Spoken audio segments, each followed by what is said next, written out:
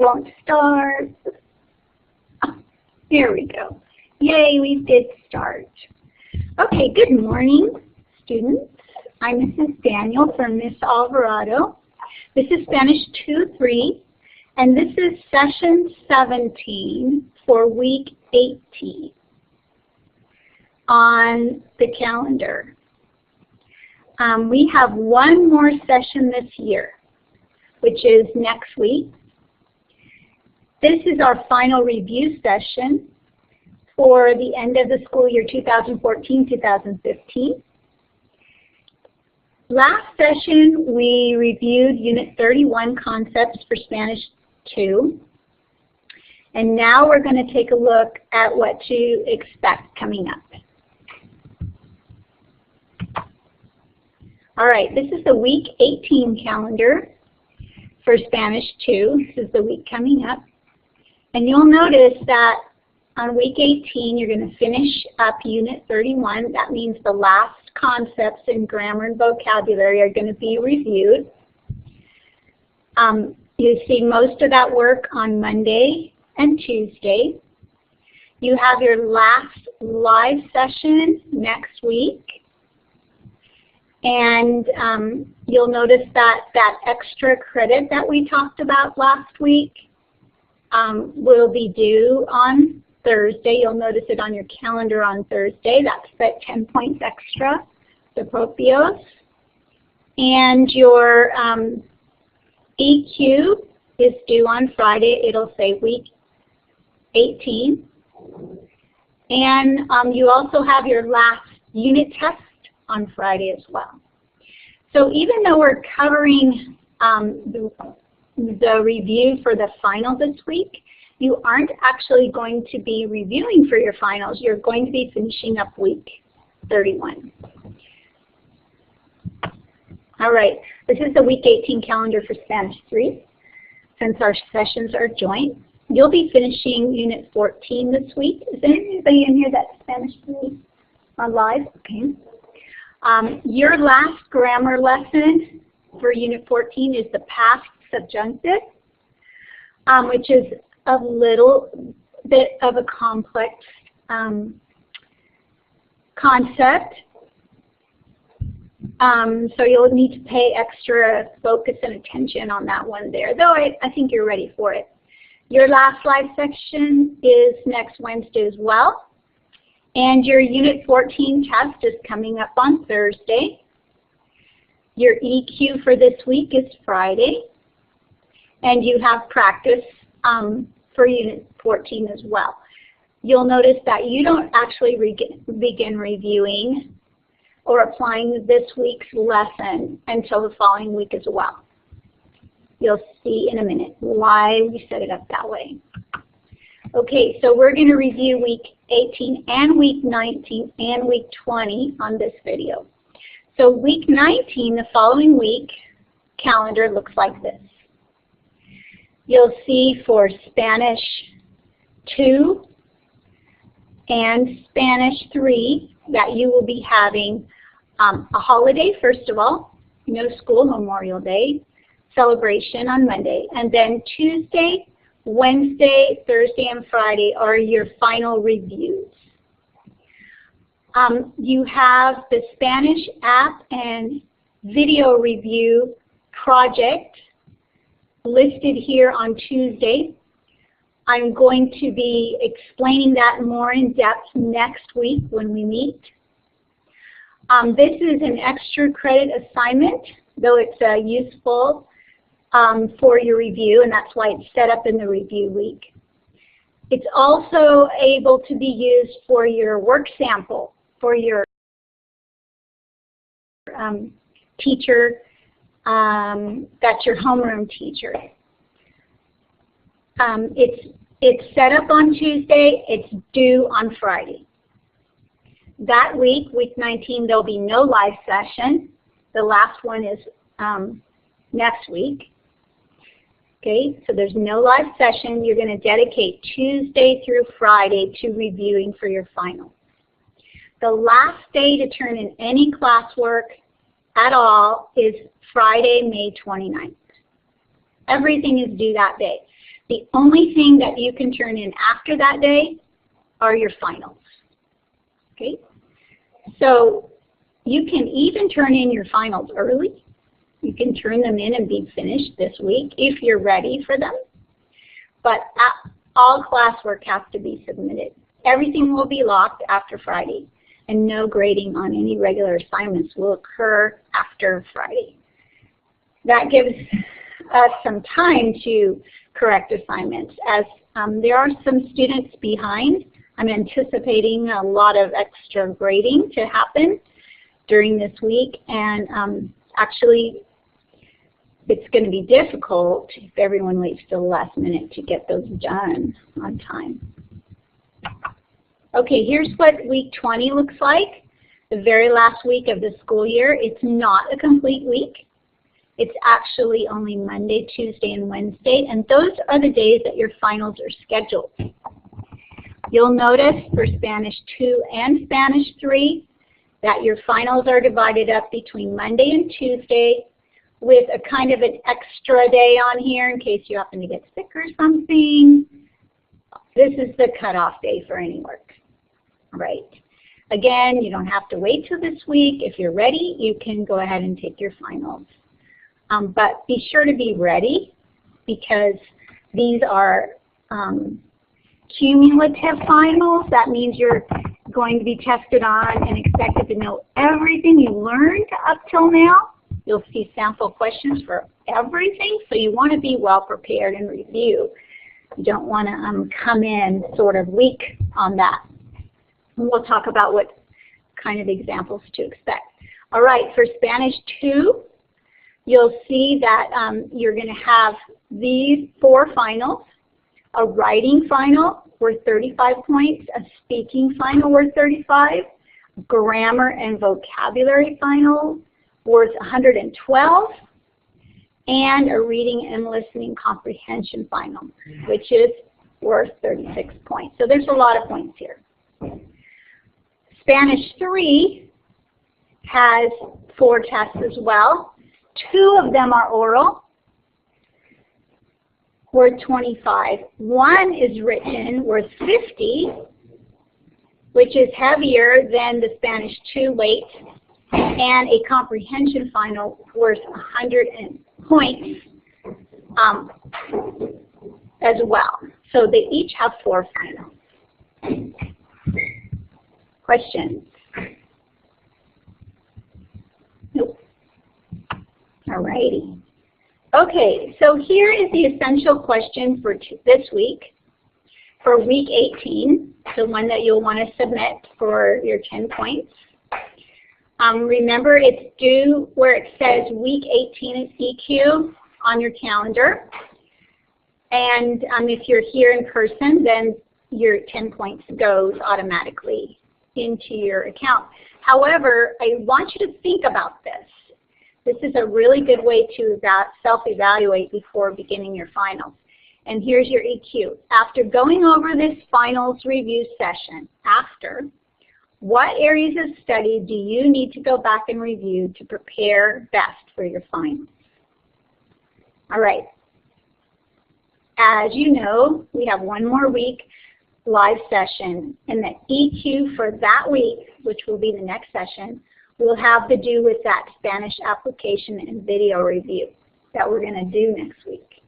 So there is going to be one more EQ after this one. All right, we're going to begin by reviewing for Spanish 2-3 finals. Here are some sample questions from each part of your final exam. As I said, Spanish 2 and 3 both have listening, speaking, reading, and writing components. The differences between the finals are in the level of understanding required and in the amount of complexity involved. For example, if you're a Spanish 2 student, you will be writing a 1 paragraph on a topic for a writing test. If you're a Spanish 3 student, you must develop your answer into a 3 to 5 paragraph essay.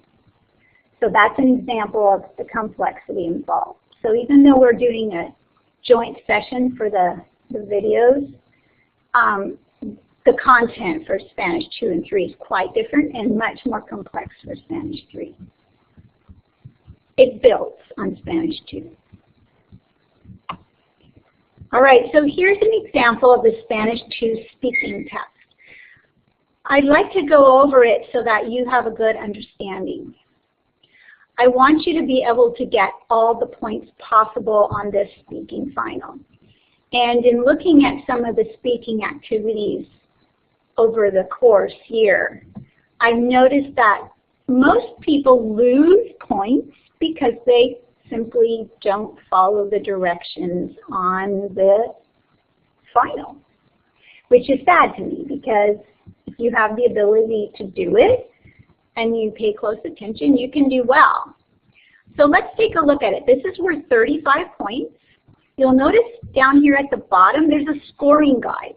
So if you were to want to grade yourself afterwards, even, if you were to want to see what kind of a score you might earn, you could click on this and open it up. This is from the Middlebury Calendar. And you could see how you get your points. But let's look at the instructions and then we'll see the prompt. Okay, so the instructions say, lee el tema que se presenta. What does that mean? Anyone live or online? Lea el tema que se presenta. This means read the topic that is being presented right here. That's the first thing you have to do. Second, graba tu respuesta. What does that mean? Graba, grabar, to record, record your answer. Okay, third, utiliza oraciones completas. Use complete sentences.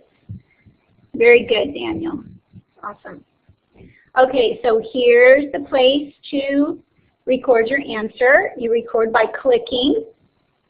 And then if you don't see the little record button come, you're not recording.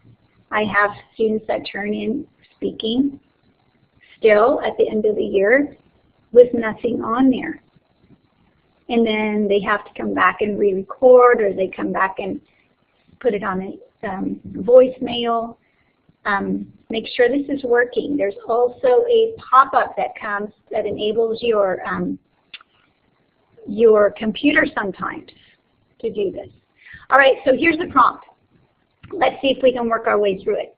En 6 a 8 oraciones, what does that mean? 6, I know you know. Help me translate.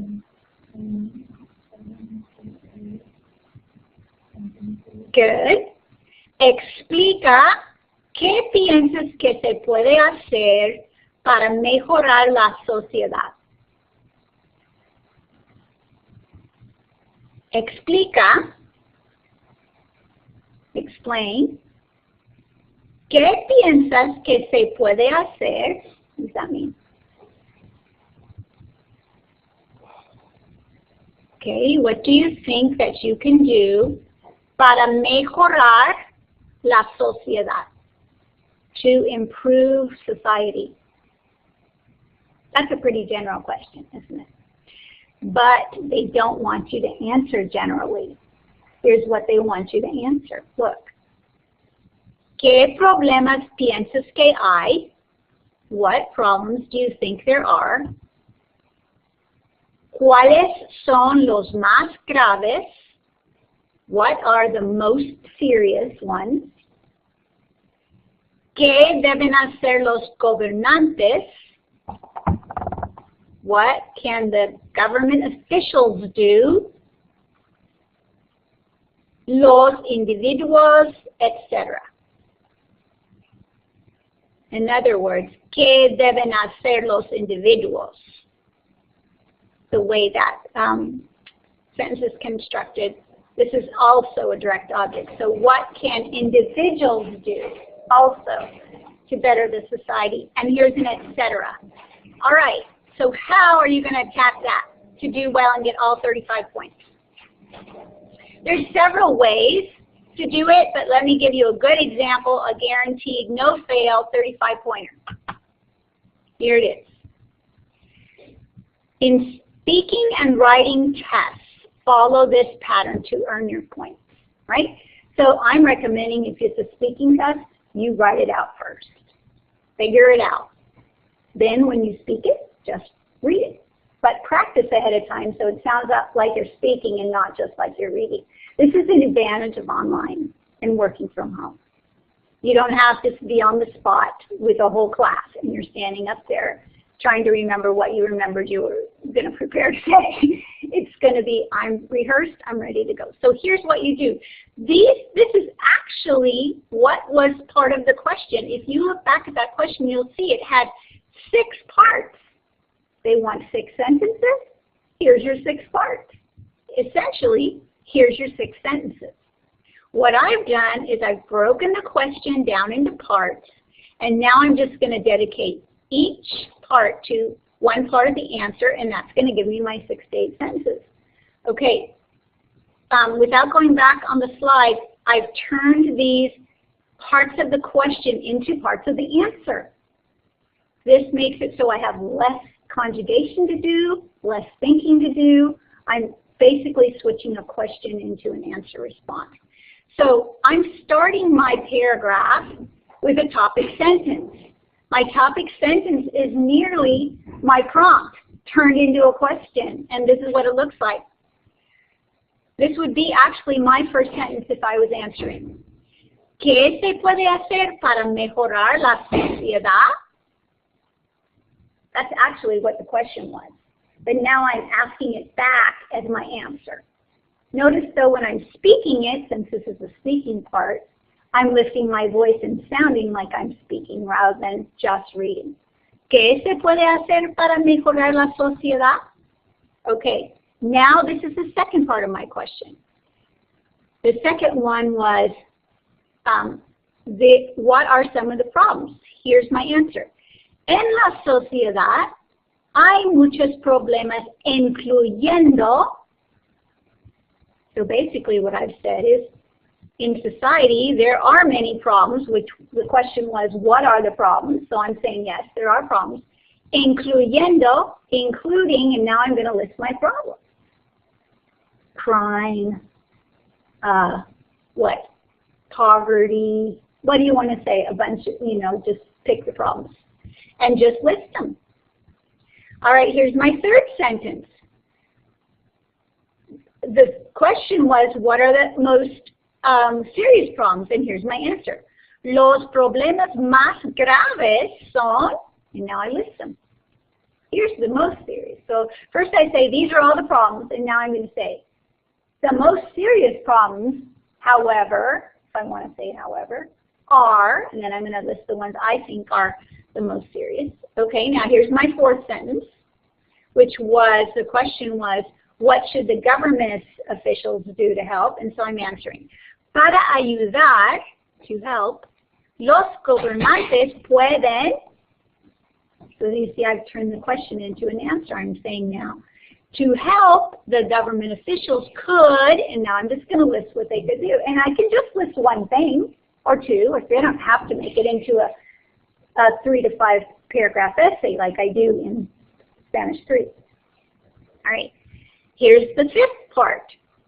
Remember, it was, what can the individual do? Here it is. Un individuo puede, okay, an individual can, and now you list what an individual could do. It could be any individual. Like, the idea is the group of governing officials can do this, but the person can do this. All right, and here's my sixth sentence. Now I'm going to apply this and really answer the question. De mi parte, yo puedo, okay? As for me, I can. Okay, now here's where I'm really answering, because my question was, what can be done to help society? Now I'm answering. Me, what am I going to do? De mi parte, yo puedo. On my part, I can help society by blah. Okay, So as you see, this would be an excellent response. Complete, correct. All my sentences start with capitals. I use correct punctuation. You guys are in high school, so grammar and punctuation, capitalization, all that's required. And you get points taken off if you can't do that at this level. So I'm looking for content, but I'm also looking for format. Make sure that it's expressed completely and well. Now this is a final, so you're expected to do your final best work. But again, it's online, so you're at home. And you have time to review and revise. For Spanish 3, there is not a time limit for this. Oh yes, it's going to recommend 20 to 30 seconds on the speaking test for Spanish 3, but you'll see that in just a minute. That was for you, Daniel. I think that was your question. All right, here's the writing for Spanish 2. I went into depth on the first question. I'm not going to go into depth on the other ones. Use that for a pattern. But in the writing, here's an example of the final writing, part 1. Again, here's the instructions, and then here's the subject. Write your answer, use complete sentences, and use a punctuation guide. Again, your scoring guide is down here. Open it up and look at it ahead of time if you like to use a rubric. It'll help you do well. Here's your subject. Tema. En 6 a 8 oraciones, cuenta a qué negocios te gusta ir de compras. ¿Cómo prefieres pagar? Si regateas, cuando algo te parece caro, etc. All right. Okay, so we're going to break that down again and make sure we answer all of this in at least 6 sentences. Por lo menos 6 oraciones. Okay, let's translate. ¿Qué negocios te gusta ir de compras? What does that mean?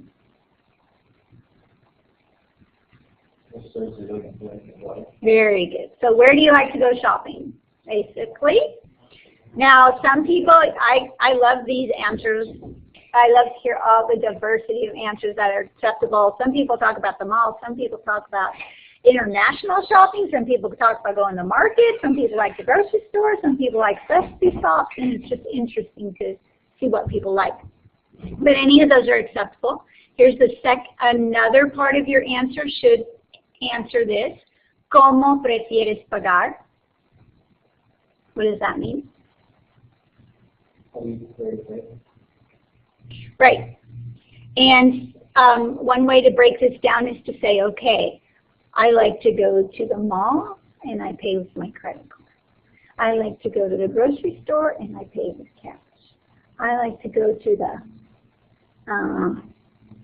Disneyland and I pay with nothing because I buy a ticket that gets me on every ride I want and I bring my lunch. Whatever. You see the idea? Okay. Si regateas cuando algo te parece caro. So, do you bargain when something seems expensive to you? Well, it would probably depend on your location, right? Are you going to the swap meet? Or are you going to Saks Fifth Avenue, right? So, you can bring that up too. You can answer it, but make sure that you break it down, answer each section, and you have the minimum sentences. All right. Next, your grammar and vocab section in Spanish has the most points required. I'm going to give you just a couple samples so that you can see the diversity of questions. Some of them are longer and some of them are shorter. For the review, I've chosen short ones. All right, so these could be an entire paragraph that you read. But here's the grammar. Okay. Conjuga el verbo entre paréntesis y la forma correcta de imperativo. So here's your instructions here. Here's your sample here. Here's your choices here. So they're asking you to conjugate the verb in parentheses in the correct form of the imperative. A lot of students miss this. They don't read completely, and they think, well, I can use this verb or this verb or this verb. Here's your clue right here. They want the imperative. So are you studying the imperative? Do you recognize immediately what the imperative is? Okay, so tú hablar más fuerte. They're giving you your person. So now you just have to know what the to form of the verb is. And the imperative is the command, right? So they're asking you the to commands. We just covered that. So that's something at the end. Positive to commands. How do you conjugate to make a positive to command? Tú hablar, it should be, which one should it be?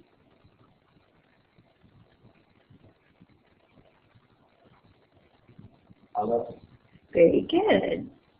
Now, so if you're a native speaker, that's easy. You just know. But if you're not a native speaker, you have to sort it out.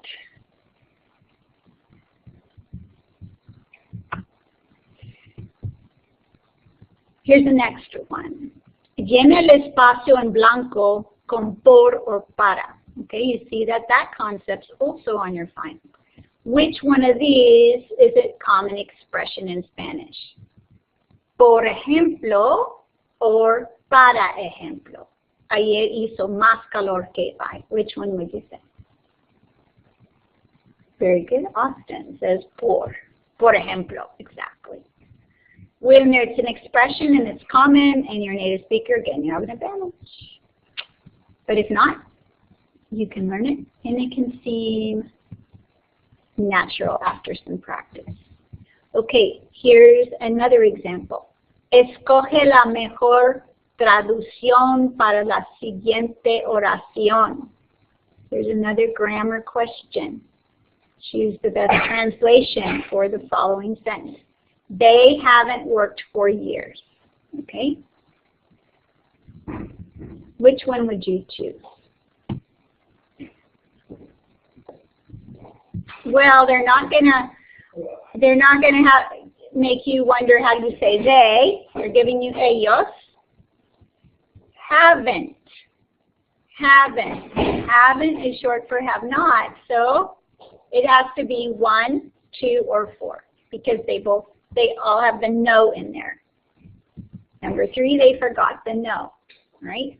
Have worked for years. What tense is that? Have worked. We just finished that. Have worked, that's the present perfect that we just did. Okay, so how do you form the present perfect? You have the helping verb haber conjugated to the third person, and then you have the past participle. So that would have to be this one. Ellos no han trabajado. There's the ADO ending for the past perfect, and the haber verb conjugated to the third person plural. Por años. They're not making you wonder if it's por or para here. They're worried about the present perfect. You staying or leaving? All right, here's another example of a little bit longer one, and let's go over it quickly. Ayer fue un día que cambió mi vida por completo. Por primera vez en mi vida me desperté tarde. No tomé el tren que siempre tomo, el que va para el centro de la ciudad. Después me enteré que ese mismo tren se quedó sin frenos y chocó en una estación. Por suerte no iba tan lleno y nadie murió, pero sí hubo muchos heridos. Ahora aprecio más mi vida. So what happened to him? What? He woke up late and what? And what happened? So he missed his train. The train crashed because why? What happened? Se quedó sin frenos. Right? The train, that would probably be the metro.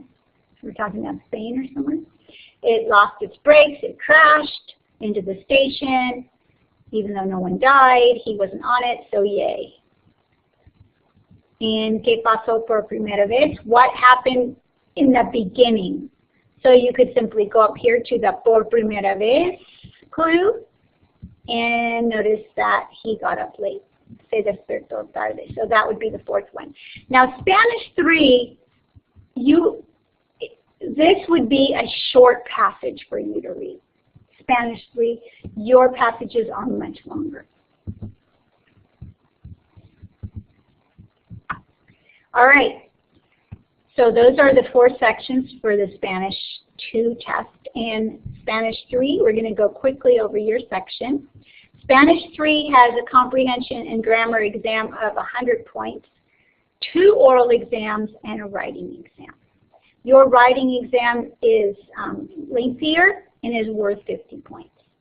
Now, here's some clues for Spanish 3. You may take the final ahead of time if you're ready. However, you may not retake it if you don't do well. So be prepared. I recommend you study systematically. Go back and review the hard parts again. In other words, review all of it, chunking it down into days, but then go back and review the parts that seemed a little bit weaker. Prepare your oral response by writing it out ahead of time and checking for grammar and requirements, and then score yourself using the scoring guide. For speaking, practice out loud and look up the answers you're not sure about. Kind of reminders, a lot of what was said earlier for the Spanish 2 students. All right, when you open up your calendar, Spanish 3 students, you're going to see your plan de repaso. Looks like this. You are going to be scheduling your own review sessions. Look ahead to how many days and divide up your session into chunks. For example, you have Monday off. You might say, well, Tuesday I'm going to study units 10 and 11. Wednesday I'm going to review units 12 and 13. Thursday I'm going to review units 13 and 14. And then I'm going to say Friday to go over again the hardest part or prepare some speaking, whatever it is. So this is kind of making your own custom plan. This is getting you ready for college, right? And more advanced studying. You need to always know how to manage your own time. It's very important for academics.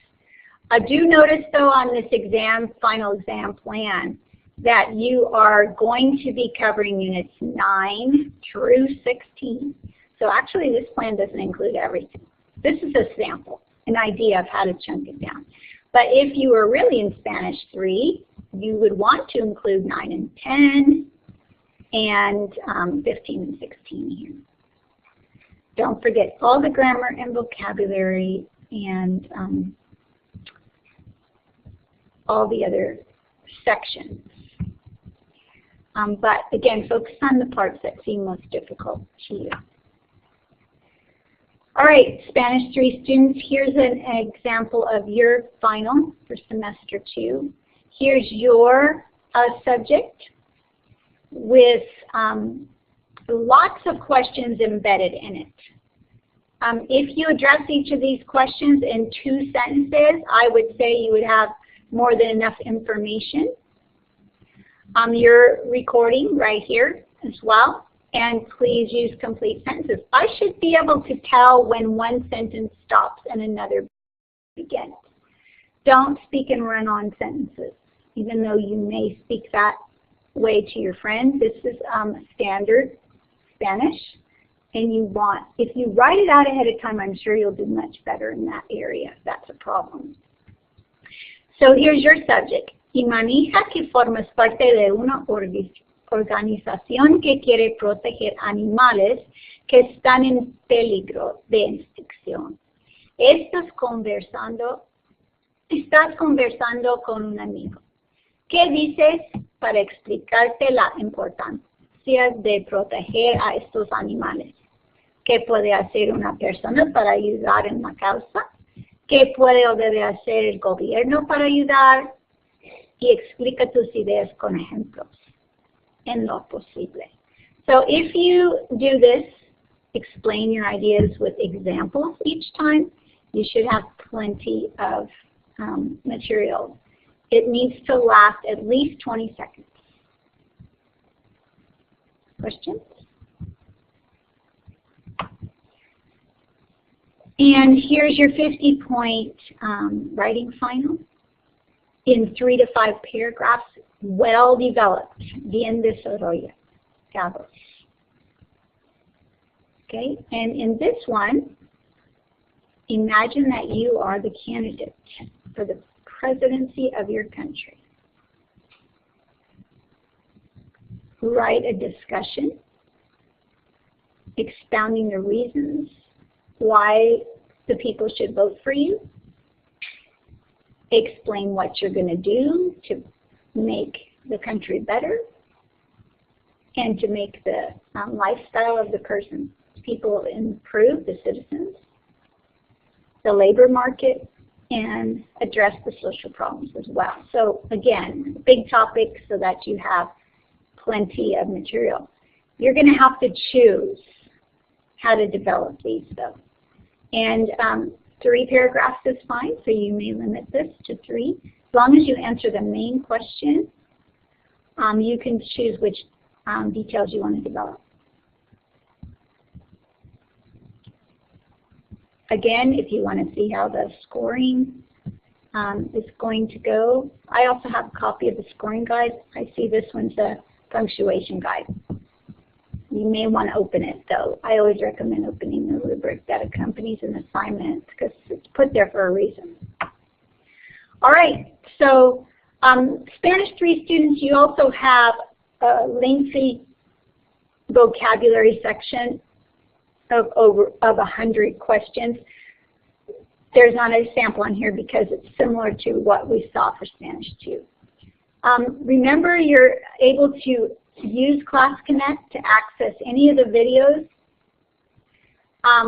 even briefly and quickly going through the PowerPoints on the videos. Some of the videos have links on them to extraneous websites that go into more depth on certain concepts, especially for Spanish 2. So access those if you need to, especially if you're focusing on one topic that's a little bit more difficult for you. Go into Class Connect. This is a good way to review besides reviewing from your calendar.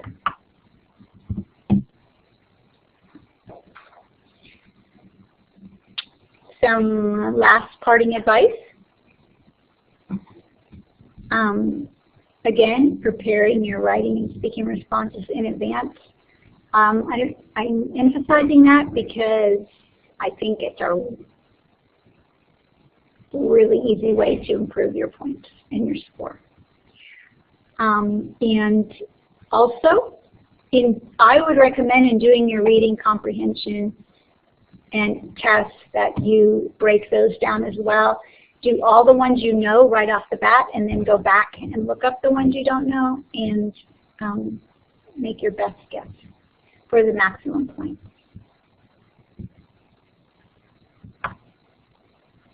Okay. So the response for the essential question for week 18 can be found on 5/22 on your calendar. There's been a bit of a confusion on the videos and the way they were labeled. The way they were labeled was my mistake. This past time, for 17, I tried to be more clear, but for 16, the problem came in that the session number is different than the week number. The session is 1 week behind the week, so it would be, this will be session 17 for week 18. but I'm actually doing it in week 17. So that's because the videos go for the following week, it can be confusing. So what I'm going to do is produce a simple table and shoot it off to you in an email so you can look at it and go, okay, I need this one, it should be labeled this way. And then I will try to be as concise as I can with the labeling on the YouTube section. I'll try to follow the pattern that I did for last week. So even though it's kind of at the end, hopefully last week, this week, and the next week will be clearer and easier to find. Shoot me a K-mail if you have a question. I'm trying to respond to those and confuse you, and I'm sorry for the confusion.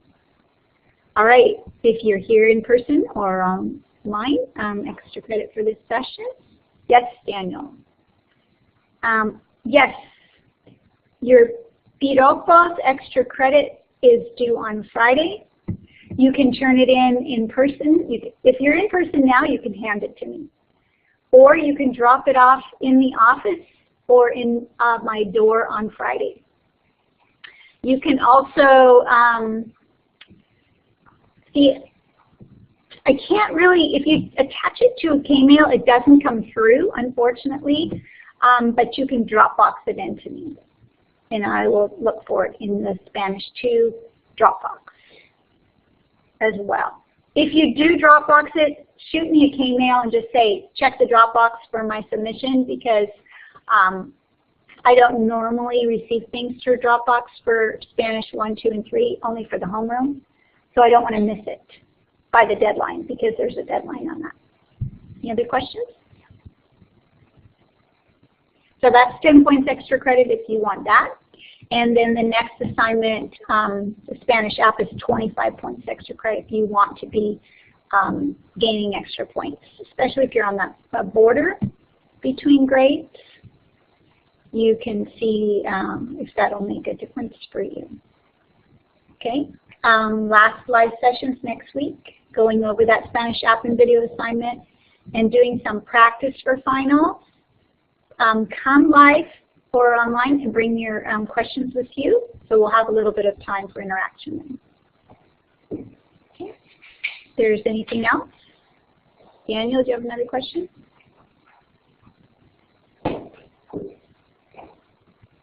Okay. Thank you. And this is Mrs. Daniel from Mrs. Alvarado signing off. Have a great weekend, and I'll see you next week. Same time, same channel.